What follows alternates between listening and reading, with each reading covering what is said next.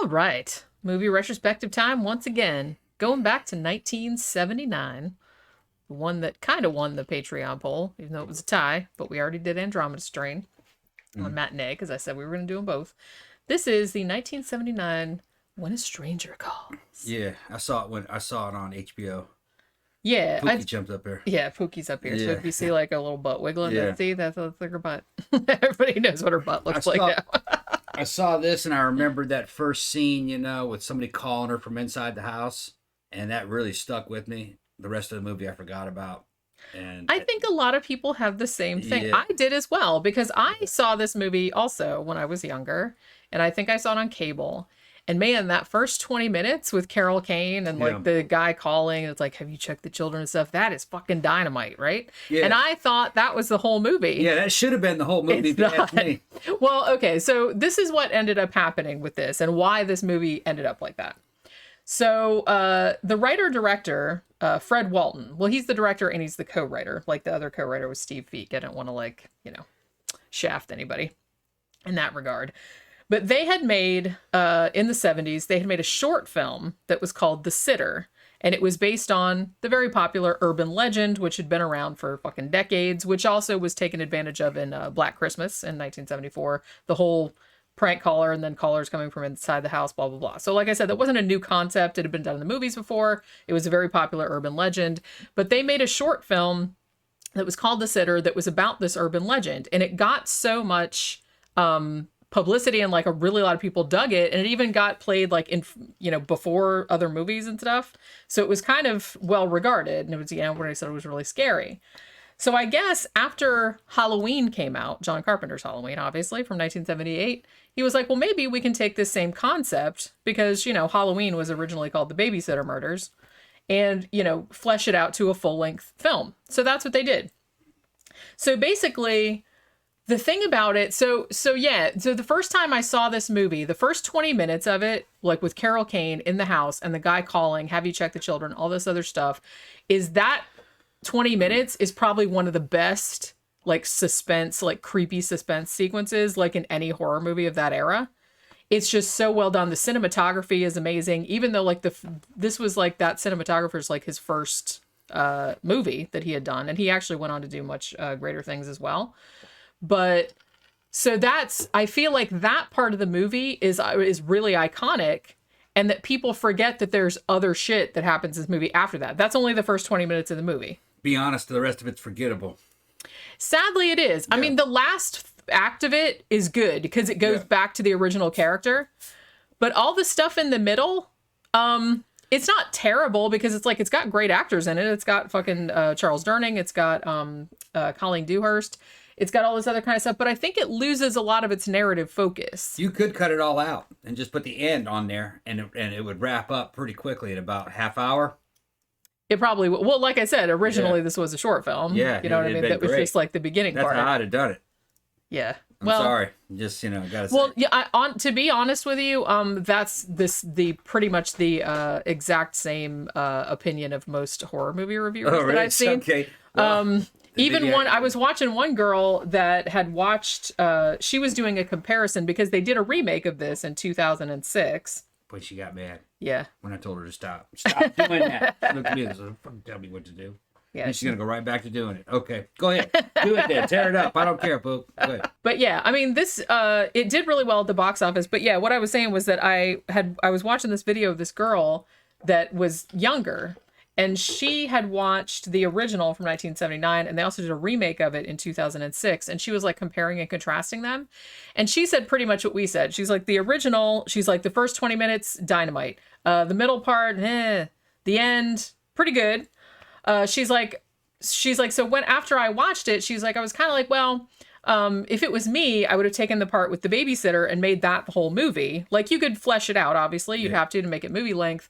She's like, but then I watched the remake from 2006, which essentially did that very thing. Like, they kind of took out most of the shit about Charles Durning's character, like chasing the killer or whatever. The private eye stuff. Yeah. They essentially took all of that out, but she's like, but they replaced it with more character development of the babysitter prior to her doing the babysitting gig, and she's like, and I'm not really sure I liked that either. She's Less like, is more a lot of times. yeah, and she said the same thing. She's like, in the original film, she's like, basically, you learn everything you need to know about Carol Kane's character in just a couple of minutes, just from her, the way she talks, just from her body language, stuff like that. She's the babysitter. What? There's a special babysitter? Yeah. Come on. Babysitter's a babysitter. Well, I mean, like I said, the first one, they establish her character very efficiently, and I thought that was really well done. Just like with it, she was talking to her friend on the phone. It's like, you know everything you need to know about her, and stuff like that. So this girl was kind of like, well, I didn't really think, even though I thought that I wanted the whole movie to be about the babysitter, and you know, the first 20 minutes of the original film being the climax of the film. She's like, but that didn't really work either, because then they had to fill in too much stuff that you didn't care about, like about this character. You know what I mean? You could have stretched the terrorism out a little bit longer, so that he was messing with her for more. I would have done it so she had seen him, or maybe fought. What are you doing, Pope? Maybe she sees him a couple times. There's a couple of fights and a couple of chases inside the house before it ends. You can get another 15 minutes out of that. And then it ends, you know, with the cops killing him or something. Well, the thing about it, I mean, there's a whole genre of movies nowadays, like in the last 10, 20 years, that are like home invasion horror that took the concept and made a whole movie out of it. And one of the ones I was thinking of was Mike Flanagan's Hush, which basically the whole thing was about like a hearing impaired woman. She couldn't hear anything. Yeah. And a dude stalking her while she was at a cabin all by herself. And that was the whole movie. And it was great. Yep. So it can be done. You just kind of have to know what you're doing. So I kind of feel like this suffered a little bit from the short film that they made being amazing. And then like the rest of it kind of suffers by comparison. And I hate saying that, because I loved all the actors involved. It seemed like a good story on its own, but it almost seemed like the middle part of it was like a totally different movie. Yeah, you know what I'm saying? It's like it took two movies and mashed them together. Yeah, because basically, like I said, the part everybody remembers from this movie is the first 20 minutes with Carol Kane, right? And then at the very end of that, the kids get killed and they catch the killer. And then in the next segment, like in the second act, you get, it's 7 years later, and you get a thing where the father of the two kids that were killed hires Charles Durning, who was one of the detectives that worked on the case originally, but is now retired and is now a private investigator. He's like, basically, the dude that did this was in an asylum for 7 years, but then he escaped. So now he's running around loose. So the dad of the kids hires Charles Durning to go find the dude and also kind of like take care of him, if you know what I mean. And I don't mean like take him out on a date. I mean, whack that guy. So the whole middle part of the movie is the killer. Basically, he kind of gets out at first, and then he's just, he runs into this woman in a bar, played by Colleen Dewhurst. And he's creepy, but he's not yet full on mad or homicidal, because I think one of the things they establish is that he was on meds when he was in the hospital. And it's like the longer he's out, like, the meds are going to wear off. So the crazy is going to come back to the fore or whatever. So they have to like find him before then. So he kind of starts stalking Colleen Dewhurst's character. And then she kind of meets the detective, and they kind of team up a little bit to find him. Although it seems like she says she's going to work with him and like, oh, I'll help you. And she does this one thing where she goes back to the bar where they met, and then he's supposed to, because he's like, oh, maybe the crazy guy will come there, but then he doesn't come there. And then she goes home, and then he's in her apartment, and then he runs away. And then you don't see Colleen Dewhurst's character anymore, which I thought was kind of weird, because I thought that they were just going to like team up, like her and the detective, but that didn't happen. So then it's just kind of like this sort of cat and mouse thing where Charles Durning is trying to find him. So that's like the whole second act. And like I said, it does kind of drag a bit. And like I said, it's from like, seems like it's from a different movie. But then when it gets about 15, 20 minutes from the end, and this isn't a hugely long movie. I think it's only like an hour and 38 minutes or something like that. But then when you get to the third act, it actually gets better, because then you get Carol Kane comes back into the thing, and now she's 7 years older. Obviously, she's married, and she has two kids of her own. And at some point, the crazy guy decides that he's going to stalk her again. And that final sequence is actually not as awesome as like the first part, but that final sequence is actually pretty good. Like, I like the part where she thinks somebody's in the house and she's freaking out and everything. And then she thinks everything's okay because the kids are okay. And then she goes back into the bed, and then the dude is like in bed next to her, and like that's like really freaky. Like that's really good. But I feel, well, okay, one of the things I don't like, and I think I've talked about this before, I don't like when you overly explain or you overly humanize the villain necessarily. I mean, I'm not saying that's a bad thing in principle. I'm just saying that it's scarier if you don't know who he is. I think so. I think like the first part of the movie is so scary because you don't see him. All you see, you hear his creepy ass voice on the phone, and then you just see the silhouette like of the shadow, and then she freaks out. And that's like the end of that best sequence of the movie. But then when they show him just as a person, he's escaped from the hospital. He's kind of living in the streets and like, you know, living in homeless shelters and being weird and creeping on women in bars and stuff like that. And, you know, wigging out naked in front of a bathroom mirror. It's like, I'm not saying that that's not like great characterization and stuff. And, you know, but it's almost kind of like the movie's trying to make you feel bad for him. You know what I mean? I guess they were. Maybe, but it's like, I didn't feel bad for him, though. Yeah, it's not effective. Because he tore two children up with his bare hands. It's like, if he was mentally ill and he couldn't help it, okay, fine, but you know what I mean? You don't want to take the mystery away. I mean, that's why, you know, Predator 1 and 2 were so good. You didn't know anything about these aliens. You know, kind of like the less you know about them, the better. Same thing with Terminator. Less you know about the Terminator and the damn Skynet, the better. When you start telling the whole story, the mystery just falls apart. That's the way all villains are. You should just know just enough. Yeah, know just enough to make them compelling. Yeah. But honestly, and particularly as far as horror movies are concerned, like slasher movies, like these thriller stalkers, I think like the less information you give about the villain is probably the better. Yeah. I mean, maybe people have different opinions on that. I was just like doing a book review earlier about a book where some people didn't like, you know, oh, we don't know anything about the villain or anything like that. But I liked that because I thought it made it scarier because you can project your own shit onto it. Best villain of all time, Darth Vader from the first 3 movies. When they started to give too much backstory about Darth Vader, Well, I think that's why I mean, and I think I brought this up before. It's like one of the reasons I really didn't like Rob Zombie's Halloween remake is because, you know, half of the movie, it seemed like at least, was, you know, Michael Myers as a kid, like being beat. It's like nobody wants to know that. He's supposed to be the boogeyman, the shape. You're not supposed to know anything about him. Yeah. It's like you got just enough information about him in the original one. Yeah, he killed his sister when he was a kid. Then he went off to an asylum, and then nobody knows anything about him since then. He just turns up in his boiler suit and his fucking William Shatner mask, and it's creepy as shit. And I think that if they had kept the tone in When a Stranger Calls from the first 20 minutes and like extended through and I'm not saying that you couldn't jump ahead in time. You totally could. You could have him menace other people. There could be like a whole, I mean, like I said, there have been movies like this.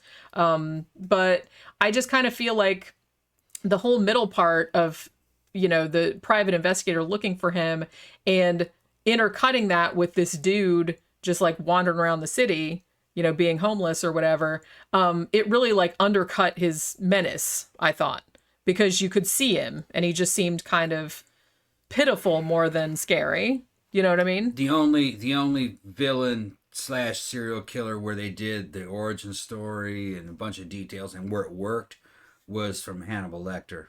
Yeah, but they did it the right way. I really liked Hannibal Rising.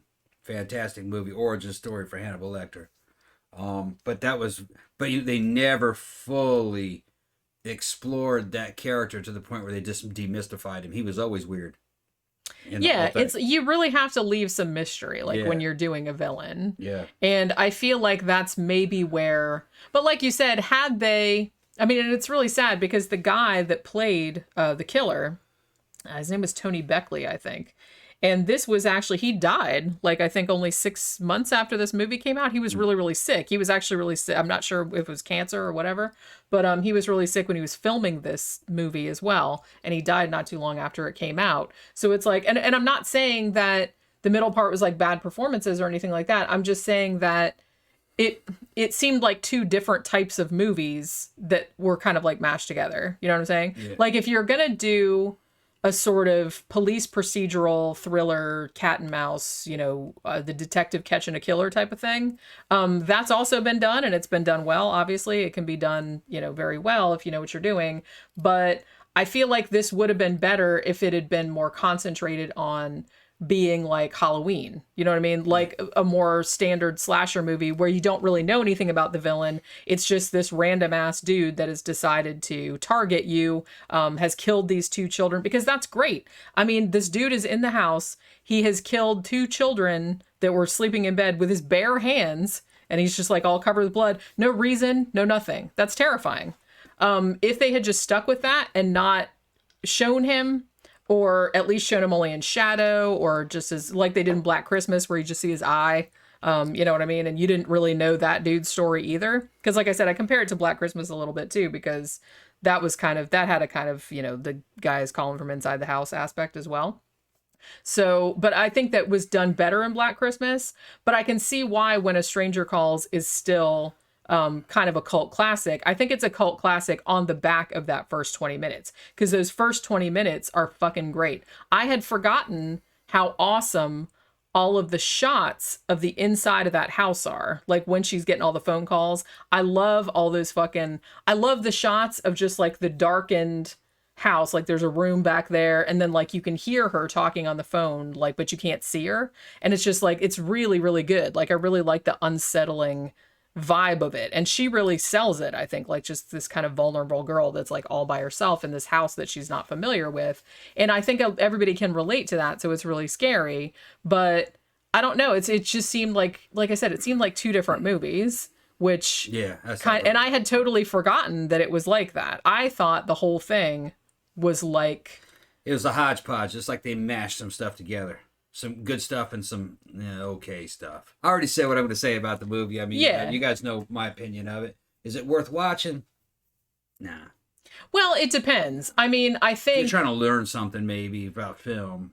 Yeah. Like I said, I think for that first 20 minutes alone, and like the last act is good too. I liked the last act also. But it's just, I just felt like it didn't need the middle part. Yeah. I saw another reviewer on this, and he said a pretty astute thing. He was like, okay, I feel like this was like the first 20 minutes was like its own movie. And then the middle part was almost kind of like this so like the middle part and the end part was almost like a sequel, but it was all in one movie. You know what I mean? Yeah. Which I thought was pretty astute. They did actually make a sequel to this called When a Stranger Calls Back, which I think I saw, but I can't really remember much about it. I don't even know if Carol Kane was in the sequel or not. But as I said, they did a remake of it, and I heard it was decent because they did actually focus more on the babysitter, and they focused on that, that scenario more than like adding all of this weird detective stuff in there. But in a lot of ways that didn't really work either, but for different reasons. Yeah, I didn't like it. I thought it was just tonally inconsistent. It is. Really good first 20 minutes, and then the main body of the story is kind of a meandering, private eye type movie that is not really all that compelling. But then it leads up to a final confrontation that was pretty good. But I think it'd have been more effective had they gotten rid of the middle part and followed her character the whole time. Yeah, and just jammed it like that, and it would have been fine. But it would have been short. It's just tonally inconsistent. I think it's a good example of how you can mix some excellent stuff together with some mediocre stuff and have the whole thing fail because of it. That's what I think you can learn from the movie. I mean, as I said, you can watch the first 20 minutes on its own, just as a great horror movie on its own, like a standalone. You don't need the rest of the stuff necessarily, or you can just kind of skip all the stuff in the middle because it's not really all that important. And like I said, I think it was kind of a mistake to show the killer like as a character, just as a normal guy, even though obviously he would be in real life. Well, what's funny is that first 20 minutes, I thought, because I saw it a long time ago as a kid, I thought that was part of Maniac. Really? Yeah, that was the guy who kept cutting people's hair off. Yeah. I thought that was in Maniac. William Lustig, yeah. I had kind of merged them together. We should do Maniac one of these days. I keep thinking. Maniac I watched it. Was pretty good, from what I remember. Yeah. I heard the remake was okay too, but I haven't seen the remake, but I like the original a lot. When I saw it, I was like, oh, this is going to be good. I remember this. But I was thinking of Maniac. And no. Yeah. Yeah, those are two different movies. But he was the one that was scalping people. Scalping people and taking pictures. It's real sleazy. Yeah, real sleazy. I thought it was that movie. Yeah. But this one, I mean, it is the first 20 minutes are so iconic that the movie Scream, the Wes Craven movie, the first part of that movie is actually an homage to this movie. You know what I mean? Where Sydney, like played by Drew Barrymore, gets the phone call and all that kind of stuff. He was like homaging this. But as I said, it's just that first 20 minutes is so good that I had completely forgotten that wasn't the whole movie. Because I hadn't seen it in such a long time. So like when I'm watching, I'm like, wait, 7 years later, what's going on now? But like I said, I kind of feel like had you taken the detective stuff, and like I said, no shit, I'm not shitting on Charles Durning or, anybody that was in the middle part of the film. Because it was all like, it had the dude that played Superfly in there too. Yeah. He was like he had kind of a bit part. But, nothing against it because the acting was good and stuff like that. It just seemed like it wandered in from another movie. I feel like it should have concentrated. You could skip ahead 7 years, but I think it should have concentrated on Carol Kane's character the whole time because you could have totally fleshed that out. You could have even fleshed out the killer's backstory, although I think in this instance that probably would have been a mistake. I think it was better to keep him ambiguous and to keep his motive unclear or him not having a motive because like I said, I think that's a lot scarier. He's also not intimidating looking. They should have had a guy that was big like Jason or Michael Myers.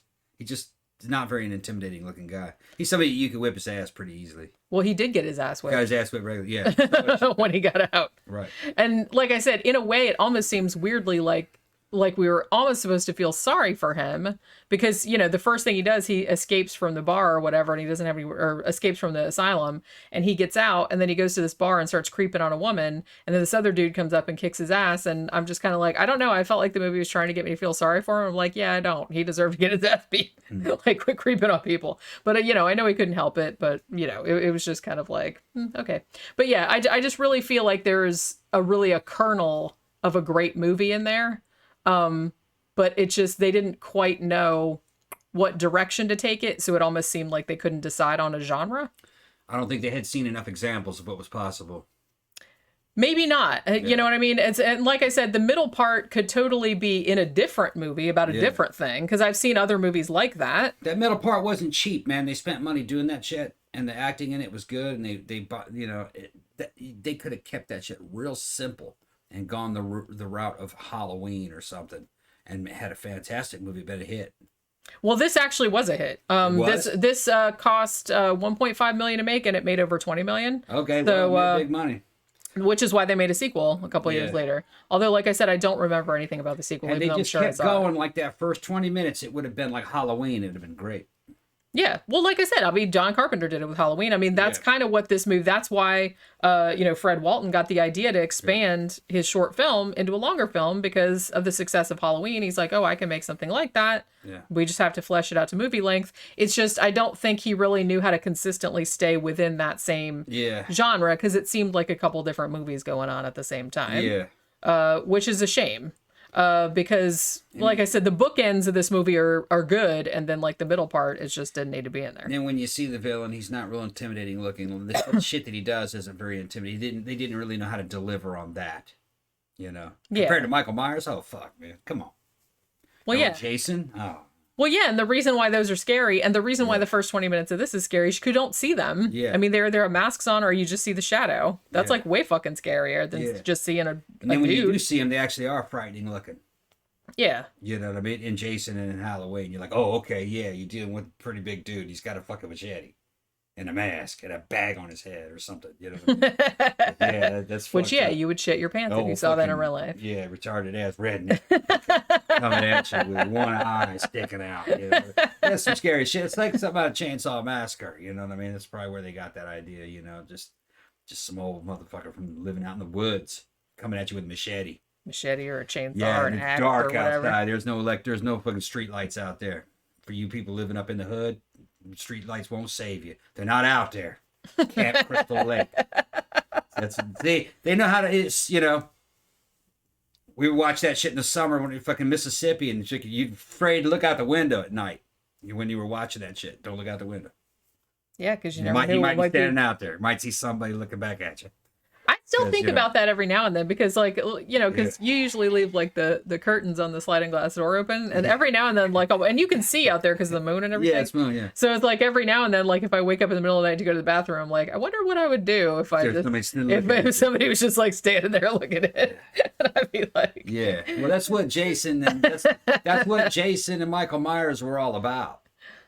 It was dark out there. Yeah, so they're just gonna stand there and look at you and like creep your ass out. Yeah, they're standing out there in coveralls and shit. Work boots. And nothing good ever comes from someone in coveralls standing outside looking at your coveralls. If he's wearing coveralls or some kind of fucking overalls or jumpsuit or something like that, you're fucked. Yeah. And he's got dirty ass fucking leather boots and work gloves or something and a bag on his head. Yeah, you're fucked. Because he's obviously out for mischief. Yeah. Although I'm not saying that it would be any better to see a dude in a 3-piece suit standing outside your window looking creepily at you. But that might be James Bond, though. That's true. That might be cooler. That might be James Bond. You don't know. Now, you just tell Potential stalkers take note. some dude just dressed in farm clothes, That's just more effective. Yeah, because he's gonna like fucking. He's gonna do some slaughting. Yeah, he can just run through a plate glass window, not get too cut up, and just sit there and look at you. Got a bag on his head. It's just They knew that was a much better recipe to get you to fear the villain. Yeah. Than what they showed in this. That's all I'm saying. Yeah. Okay. Well, as I said, they seem to have, it down pat in the beginning part, like, because that was the short film. You don't see him. Because you don't see him. And that was scary as shit.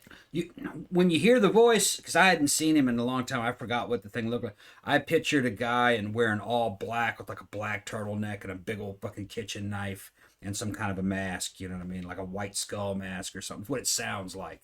Which, like I said, Hush was kind of like that. He had like a black beanie and like then he had like a white mask. Yeah, or like one of those black fucking IRA fucking hood, like a balaclava or something. Yeah, a balaclava. Yeah, like something you see from the IRA or from the Troubles.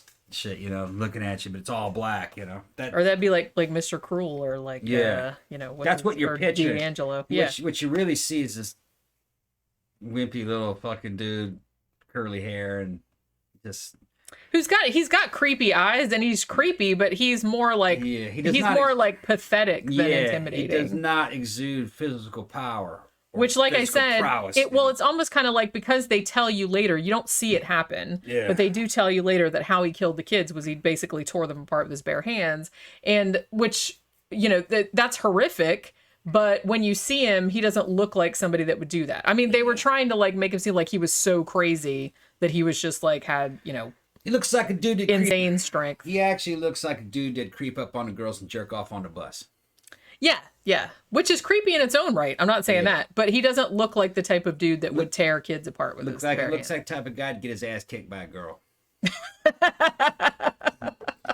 He did kind of. And I feel kind of like I said, he had creepy eyes and there was like some really effective sequences. Like I like the scene even in the middle part, like where where he's in Colleen Dewhart's apartment and you just see the kind of door open and he's in there. And like I said, the last part of the movie where he's actually in Carol Kane's house with the husband and everything, and like she hears somebody like talking from the closet or whatever, and then he's really like in bed with her and stuff. That part's great. But so he's kind of creepy then because he seems like a crazy person, and you can put yourself into that mindset. It's like, what if you were in bed and you thought your husband was there and then it was just this crazy guy? It wouldn't matter if he was big or not. It's like there's some fucking random ass crazy stranger in your bed, which is scary enough on its own. But yeah, I think the middle part of the movie kind of just brought home the fact that he wasn't a very intimidating presence. It just made him seem like a pitiful, mentally ill man, which you wanted him to be scary because that was kind of like, that's where you thought the movie was going for. So it almost wanted to be a slasher movie and a police procedural at the same time, and it didn't really work out. Fuck all this. I want to see Terror Train again. I think that Amazon Prime added that not too long ago. We're going to see Terror Train. Maybe, we can do that as well. That can be one of our reviews. No problem. All right, so that will do it for our movie retrospective today for When a Stranger Calls, 1979.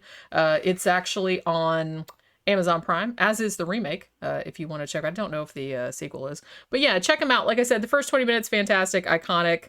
I feel like everybody, even if you haven't seen the movie, like, about the first 20 minutes of this movie because they're great. The rest of it, it's all right. But, but I feel like you probably should see at least the first 20 minutes if you're a horror fan at all. But yeah, so that'll do it for this review, and we will see you guys on the next one. Bye.